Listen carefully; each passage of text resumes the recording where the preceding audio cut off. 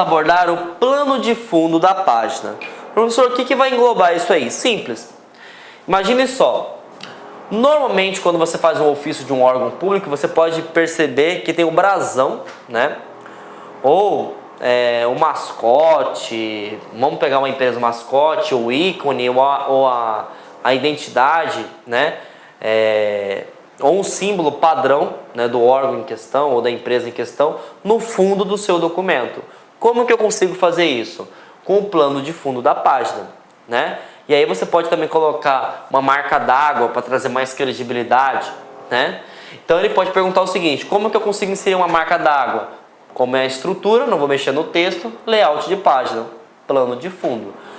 Não é muito comum cair em concurso, mas você pode colocar o cor da página, né? Por que não é muito comum? Porque se você coloca cor na sua página, você vai gastar uma quantidade gigantesca de impressão, né? Então isso aqui não é muito cobrado. Agora o que é cobrado são as bordas da página. Inclusive eles cobram até a questão do ícone. Ele pergunta: para que serve isso aqui?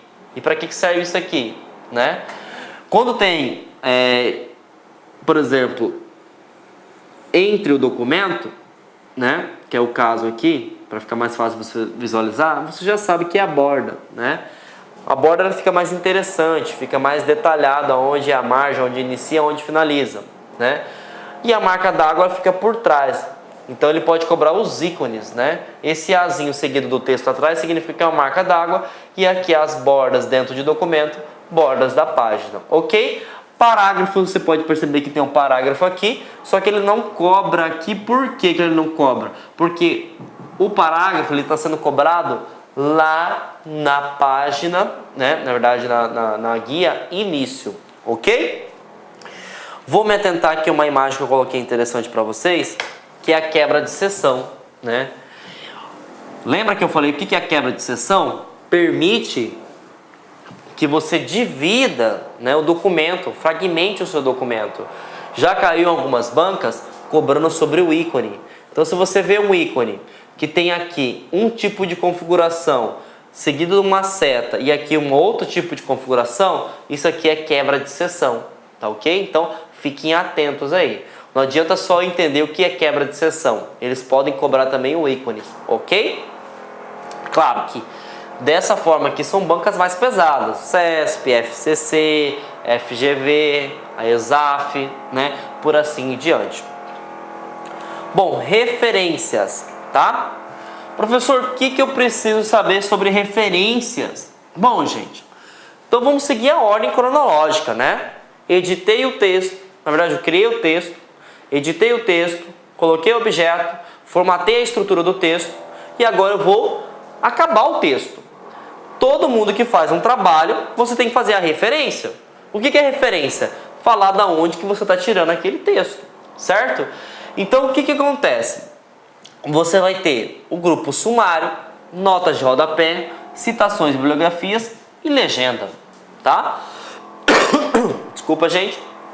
Bom, sumário. O que é sumário? Sumário é a parte inicial do seu documento, na onde que você permite falar para o usuário para ele ter uma orientação.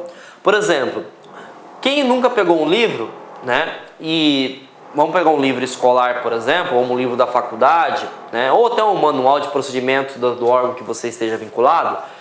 E você não precisa saber o que funciona a determinados assuntos. Você quer pegar um assunto específico. Então você vai no sumário e vai, pô, esse arquivo é legal, tá na página tal, então eu vou lá. Então isso que seria o sumário, tá? Eu vou abrir um asterisco aqui, porque eu tinha comentado lá em início, porque o sumário ele está vinculado ao início dentro do grupo estilo. E eu vou explicar detalhadamente qual é o vínculo que existe, ok? Vamos para a nota de rodapé. O que é uma nota de rodapé? Nota de rodapé seria você colocar um asterisco em uma palavra, que normalmente é uma nomenclatura não muito cotidiana, ou uma nomenclatura de língua estrangeira, para que o usuário não se sinta perdido no texto. Imagine só que eu esteja falando e coloque dentro do texto a palavra cracker, certo? Tem pessoas que não vai ter a mínima noção do que significa cracker. Então o que eu faço? Seleciono a palavra, insiro uma nota de rodapé. Professor, o que é rodapé? Lembra? Pé fica na parte inferior, na parte superior? Na parte inferior. Então, lá no final da página vai aparecer o seguinte. Aqui vai aparecer um asterisco, né? Vai informando, ó, tem um asterisco. Lá vai estar escrito assim, ó. Cracker, pessoa com alto conhecimento que utiliza para fins ilícitos, né? E aí, a título de curiosidade, o hacker, gente, pelo amor de Deus, não é uma pessoa do mal. Quem é do mal é o cracker. Se você pegar a tradução literal, crack significa quebra, quebra de sistema. Então, para isso que serve inserir nota de rodapé.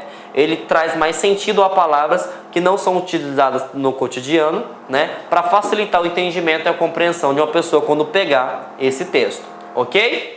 Bom, matamos aí mais um grupo, vamos para citações e bibliografias. Isso aqui é um grupo muito legal que vai facilitar até a sua vida no dia a dia, gente. Presta atenção. Tem muitas pessoas que vão fazendo citações, né? Todo mundo sabe o que é citação? Não sei? Então, citação, gente, nada mais é do que você falar, pegar uma parte de um texto, né? E colocar dentro do seu texto para trazer credibilidade, para falar que não é só você que está falando sobre aquilo, existem vários outros autores, né, que estão fazendo sobre isso. E se você pega na internet, dá um Ctrl+C, dá um Ctrl+V e você não cita, isso é crime, isso é plágio. Então, se você pegou uma definição de alguém e não citou, você está cometendo, né, um crime. Então, sempre que você pegar algo de alguém, você tem que citar. Então, o que acontece? Quando você faz a citação no decorrer do seu texto, certo? E você clica em referências e inserir citação, e aí a citação pode ser de revista, pode ser de artigo, monografia, enfim. Você vai criando um banco de dados, que na hora que você finalizar o seu documento, você não precisa criar as referências bibliográficas no final. É só você clicar aqui em bibliografia, ele automaticamente vai gerar toda a bibliografia do seu trabalho. Por quê? Porque você citou, certo? E nós não temos esse hábito. A gente vai citando, vai digitando o texto, né? E a gente não insere a citação. Então, olha que legal. Além de você aprender para o concurso público, você também pode facilitar na tua vida aí, né? Para quem trabalha com edição de texto a todo santo momento, para quem está fazendo um TCC ou uma monografia, fica a dica aí. Então, citação é você falar da onde você está tirando aquele texto. E se eu citei, eu tenho que trazer a minha referência bibliográfica, ok? Legenda. Legenda é a mesma coisa. Estou inserindo uma imagem, né? Estou inserindo uma tabela. Eu preciso falar, ó, aquela imagem refere-se a tal coisa. Então, eu tenho que inserir uma legenda, tá ok? Eu tenho que referenciar de onde eu estou tirando, ok?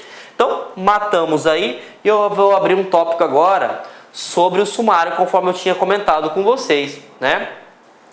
Eu falei para vocês que o sumário, né, coloquei um print aqui, ele está automaticamente interligado à guia início ao grupo estilo. Por que ele está automaticamente interligado? Quando você vai criar um sumário, ele vai pegar título, subtítulos, títulos 1, títulos 2, títulos 3. Se no decorrer do seu trabalho você não tiver selecionado, por exemplo, concurso, né? Concurso é um título, eu vou abordar tudo sobre o que é concurso. Edital, eu vou abordar tudo sobre o que é edital, certo? Se eu não coloquei aqui, por exemplo, selecionei com a palavra concurso e coloquei como título 1, quando eu chegar lá nas referências, eu clicar em criar um sumário, ele não vai me criar, certo? Por quê? Porque eu só vou criar um sumário se eu tiver determinado dentro do meu texto. Então, fiquem atentos. Se eu clicar automaticamente sumário, vai me aparecer todos os títulos 1, subtítulos? Não, eu tenho que cadastrar. E para cadastrar título e subtítulo, eu não cadastro em sumário. Eu cadastro dentro da guia início, dentro de estilo, ok? Bom, correspondências, tá? Professor, o que eu preciso saber quando se trata de correspondências? A palavra-chave é o seguinte: facilitar a tua vida. Por que facilitar a tua vida? Né? Existem pessoas que trabalham, por exemplo, com convites, com etiquetas, né, com cartas, né? E você, por exemplo, não queira ou não, você vai ter uma estrutura, né? Vou ter que ter o nome, vou ter que ter a mensagem, vou ter que ter o endereço. E essa estrutura ela vai ter que ser repetida, né, para todas as pessoas. A única coisa que vai mudar, por exemplo, pode ser o nome da pessoa que vai receber ou o departamento que vai receber, mas a estrutura continua a mesma. Então a guia correspondências, pensando no usuário, ele facilitou a tua vida, porque você vai criar envelopes ou etiquetas, né? E você vai mandar imprimir, você vai criar uma lista de destinatários, né? E aí, quando você mandar imprimir, ele vai sair impresso um documento, só que com todos os nomes que você desejou. Então eu não preciso criar uma estrutura de documento e ficar dando Ctrl+C, Ctrl+V, depois mando imprimir. Ctrl+C, Ctrl+V, mando imprimir. Ele não é algo manual, ele é algo automático. Então por isso que ele facilita a tua vida. Então eu tenho que criar. O que é criar? Eu vou criar o que eu quero. Eu quero um envelope, eu quero etiqueta, né? Criou a estrutura do que eu quero, do documento que eu quero. Eu vou selecionar os destinatários para quem eu quero enviar essas etiquetas, para quem eu quero enviar esses envelopes. Terminou? E mando iniciar a mala direta e mando imprimir. Pronto. E aí automaticamente vai preencher, né, seguindo aquela estrutura que você definiu, tá ok? Então isso que cobra quando se fala sobre correspondências, tá? Revisão, muito importante. Mesmo que você já fez todas as suas referências, né, que é praticamente o fim de um trabalho, o fim de um relatório, você precisa fazer uma revisão, se está tudo ok, né? Você não pode garantir, né, que você não esqueceu de uma acentuação, você não esqueceu de verificar a ortografia, a gramática. Então, para isso, existe a guia revisão, né? Nós temos o grupo revisão de texto, comentários, controle, alterações e proteger. Na guia revisão de texto, o que pode cobrar? Duas coisas importantes. Verificar ortografia e gramática.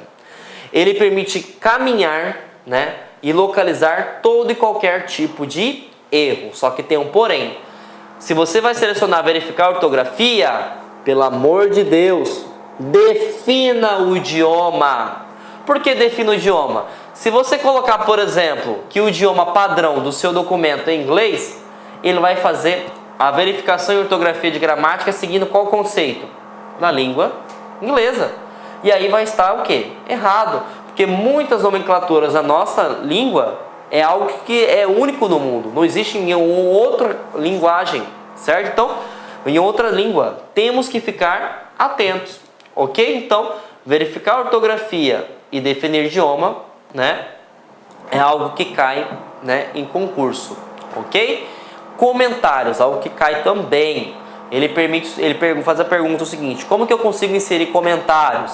Revisão, comentários, tá? Ah, professor, mas para que eu vou colocar comentários?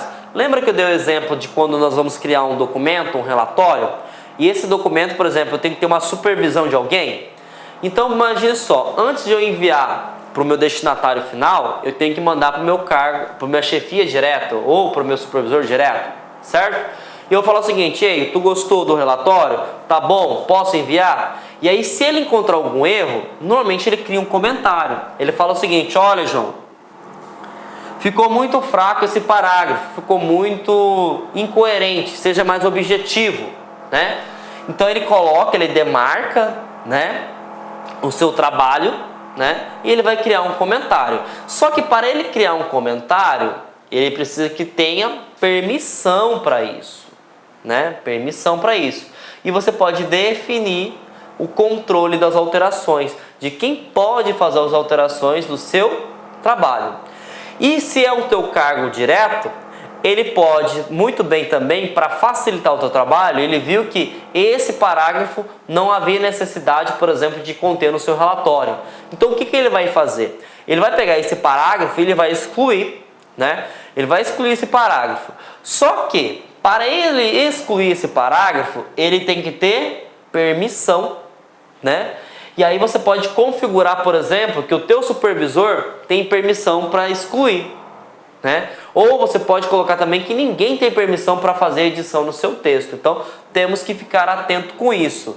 E também, né, você pode proteger, tá? Esse proteger, eu quero que vocês lembrem que o proteger ele pode ser acionado tanto por aqui, tanto lá para nosso ícone, né, do Office, que faz a ideia do arquivo, lá na parte de preparar.